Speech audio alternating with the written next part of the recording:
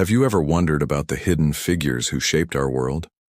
Today we were journeying back to the rugged southwest coast of Newfoundland in the early 20th century to uncover the incredible story of women whose strength and resilience built the very foundations of their communities.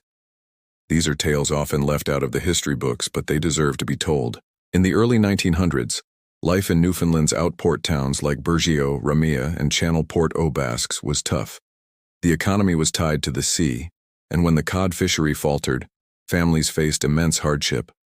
For many young women, the only path forward was to leave home and seek work elsewhere.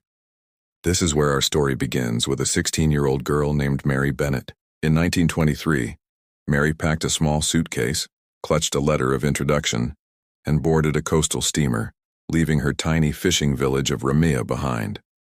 Her destination was St. John's, the bustling capital, where she was to become a domestic servant for a wealthy merchant family. Her journey wasn't a quest for adventure, it was a mission of survival for her family. Like thousands of other outport women, Mary's life in St. John's was one of relentless work. Her days started before the sun rose, lighting the stove, hauling water, and scrubbing floors on her hands and knees. She cooked, she cleaned, and she cared for the children, her work only ending late into the night. For this exhausting labor, she earned just a few dollars a month. But here's the most telling part. She sent nearly every penny back home to Ramea, helping her parents and younger siblings stay afloat. This story wasn't unique to Mary. The labor of these young women was the invisible engine that kept households running across Newfoundland. They were the backbone of the economy in more ways than one, yet their contributions were rarely acknowledged in official histories. They were seen, but not truly seen. But these women were far more than just servants. They were resourceful, determined, and deeply connected to one another. Despite the isolation and long hours, Mary found a sense of belonging. She joined a church-sponsored women's group, a space where she could connect with others who shared her experiences. Together, they learned practical skills like sewing and organized charity drives to help those in need. These groups were a lifeline.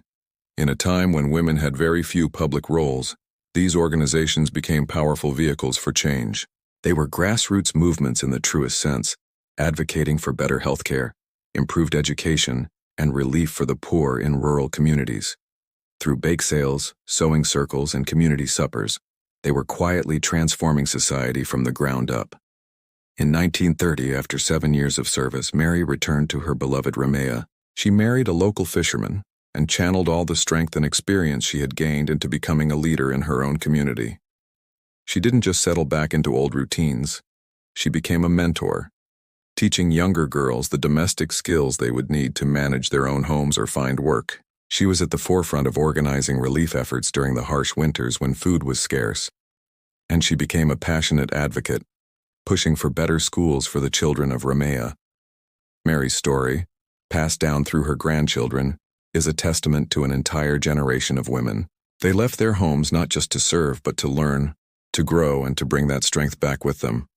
They were quiet revolutionaries. Through the often undervalued work of domestic service, community organizing, and their sheer, unyielding resilience, these women from Newfoundland's southwest coast laid the groundwork for a more modern and socially conscious province, long before it even joined Canada. Their legacy isn't written on grand monuments, but it's etched into the fabric of every small town and community they nurtured. They are the unsung heroes of Newfoundland's history. Thank you so much for joining me on this journey back in time. If you found this story as inspiring as I do, please hit that like button and subscribe for more hidden histories. Let me know in the comments what other stories you'd like to see uncovered. See you next time.